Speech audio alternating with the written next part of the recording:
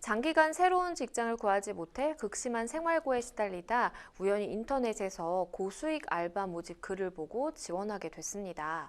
이후 연락이 와서 신분증 사본을 보내줬고 해외에 나가서 물건만 받아오면 수고비로 수백만 원을 준다고 했는데요. 혹시 불법적인 거 아니냐고 여러 차례 물어봤지만 그런 건 아니고 한국에서 수입이 어려운 약품이라고만 했습니다. 이후 가방 하나를 동남아에서 받아서 한국에 가져다 주었고 수고비를 받았는데요.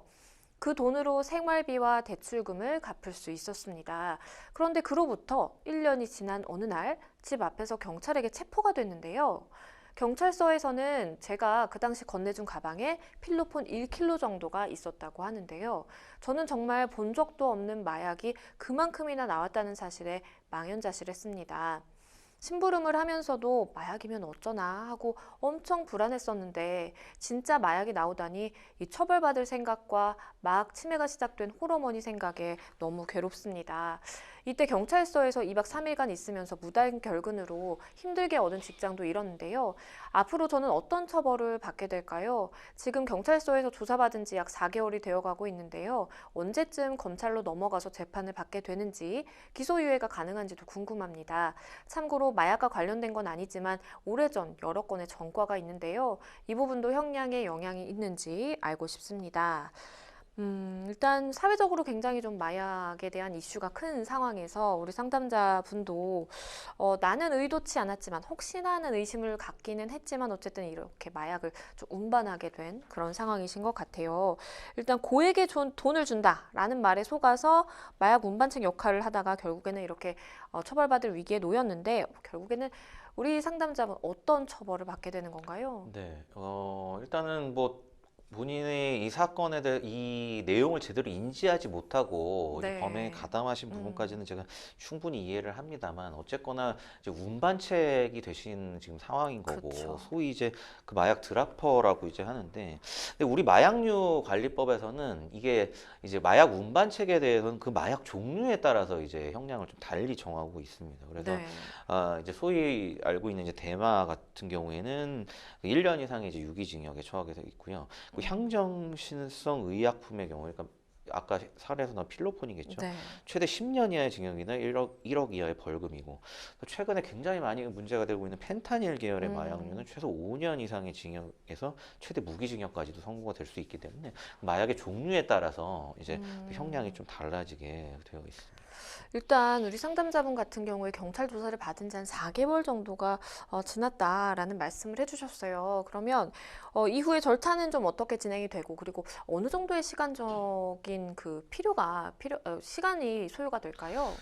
네, 일단은 뭐 어쨌건 기소를 하는 이제 기소권은 검찰에 있기 때문에 이게 뭐 음, 경찰에서 수사 받으신 건 어떻게 보면 이제 1단계고 그렇죠. 검찰에 넘어가서 이제 기소가 돼야 되는데 뭐 이게 요즘에 뭐 얼마가 걸린다 이렇게 또 딱 부러지게 말씀을 드리기는 좀 어렵고요. 근데 음, 마약 사건 같은 경우에는 통상적으로 이제 여러 사람들 굉장히 다수의 이제 가담자들이 있고 뭐 거기에 그렇죠. 운반책도 있고 뭐 공급자도 있고 다 굉장히 여러 명이기 때문에 1차 수사를 하는 데만도 굉장히 좀 시간이 오래 걸립니다. 그래서 아마 지금 이 4개월 정도 좀 지난 것 같고 그리고 음, 또 하나는 워낙에 이제 마약 사건에 대한 어떤 사회적 관심이 높기 때문에 음, 더군다나 뭐 운반책이라고 하셔도 이거 실제로 운반하게 된 경위나 이런 부분에 대해서 검찰에서 또 한 번 조사가 있는 경우가 좀 많아요. 왜냐하면 네. 이 운반책 붙은 조사를 통해서 또 알려지지 않은 범죄들이 계속해서 좀 꼬리에 꼬리를 무는 마약 범죄 특성이 좀 그렇거든요. 그래서 음, 검찰 입장에서도 뭐 검경 수사권 조정 이후에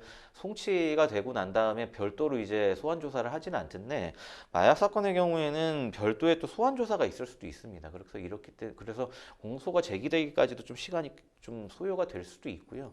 일단 뭐 올해는 당연히 넘어갈 것 같고 지금 음. 4개월 정도 지났다고 하시는데 검찰에서 수사가 또 있다고 하면 최소 6개월 이상은 또 더 걸릴 수도 있을 것 같습니다. 일단은 이렇게 속아서 가담하게 된 경우에요. 그런 경우라도 실제 실형 선고 가능성이 좀 높은가요? 네, 뭐 굉장히 좀 억울하신 부분은 제가 충분히 이해는 하는데 네, 이게 어떻게 보면 뭐 입증 책임의 문제이기도 합니다. 그쵸. 굉장히 좀 어려운 문제인데 근데 실제 이제 안타깝지만 물론 범죄는 검찰이 입증을 해야 돼요. 최종적으로 법원에서 검찰이 입증해야 되는데 근데 마약 운반책이었다는 사실 이거 하나만으로 우리 판례는 그냥 고의성은 다 입증이 됐다고 봅니다. 그래서 뭐 더 이상 추가적으로 뭐 더 검찰에서 이 사람이 정말 고의를 가지고 이걸 했어요. 이렇게까지 입증할 필요는 없어요. 그러면 고의가 없었다는 부분, 이 그렇죠. 부분은 우리 상담자님께서 입증을 해야 되는데 네. 대부분의 이제 운반책들이 그렇게 얘기를 하거든요. 나는 이거 몰랐다. 이게 정말 마약 운반인 줄 몰랐고 그렇게 하기 때문에 그 정도 가지고는 법원에서 이 고의성이 없다는 입증을 받아들여 주는 경우가 거의 없어요. 그래서 뭔가 다른 특별한 사유가 있는지 이런 부분에 대해서는 좀 법률 전문가하고 같이 상담을 받아보셔야 될 것 같고 결국엔 이제 입증 책임 문제로 귀결된다. 저는 이 정도만 좀 설명을 드릴 수가 있을 것 같아요. 일단은 뭐 2박 3일 동안 경찰 조사를 받으셨다라는 말씀을 해주셨는데 우리 상담자분 같은 혐의를 받는 분들 같은 경우에 원칙적으로 이렇게 좀 구속된 상태에서 조사를 받는 게 원칙인가요? 제 개인적인 생각으로는 이제 그 구속이 안 되신 게 사실 좀 천만다행으로 보여지고요. 볼 때 체포가 되신 것 같은데 그쵸. 그래서 지금 어쨌든 영장을 48시간에 청구를 해서 해야 돼서 그 안에 아마 체포되신 기간 동안 조사를 마치고 별도의 영장 청구는 안 들어간 것 같아요. 사실 그게 그 실무상 봤을 때는 제가 볼 땐 굉장히 좀 다행으로 생각이 되고요. 뭐 그러게요.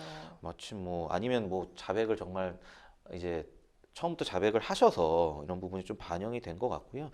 사실 요즘에는 이제 마약 수사 같은 경우에는 구속 수사가 더 많습니다, 실제로.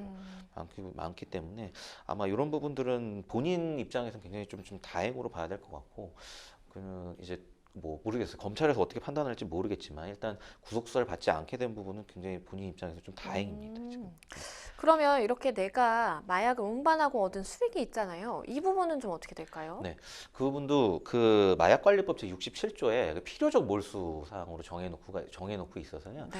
공급자들 당연히 이제 마약을 팔려는 판매자들의 어떤 수익은 당연히 몰수를 해야 되겠죠. 근데 이런 운반이나 아니면 다른 뭐 어떤 행위를 통해서 얻어진 범죄 수익금 이런 부분도 원칙적으로는 전부 몰수를 하게 돼 있어서 이게 재판으로 가게 된다면 아마 수익금이 다 몰수 처리되게 될 겁니다. 그럼 마지막으로 사실 이제 전과가 있다라고 말씀을 해주셨어요. 이 부분이 나중에 좀 불리하게 작용을 할까요? 일단은 동종 전과가 아니라면 마약 전과가 아니라면 크게 뭐 직접적인 양형 사유가 되지는 않을 거고요. 다만 뭐 네. 전과가 있다 하면 어떻게 보면 약간 뭐 선입견을 가질 수도 있겠지만 그럼 음, 실제로 어떤 양형 사유가 되지는 않을 거기 때문에 기존 전과들이 마약 전과가 아니라면 그 부분은 크게 걱정은 안 하셔도 될 것 같습니다. 네. 변호사님께서 말씀해주신 것처럼 이게 내가 모르고 했다라는 거를 우리 상담자분께서 좀 입증을 하셔야 되기 때문에 그 부분에 좀 집중을 하셔야 되지 않을까라는 생각을 해봅니다.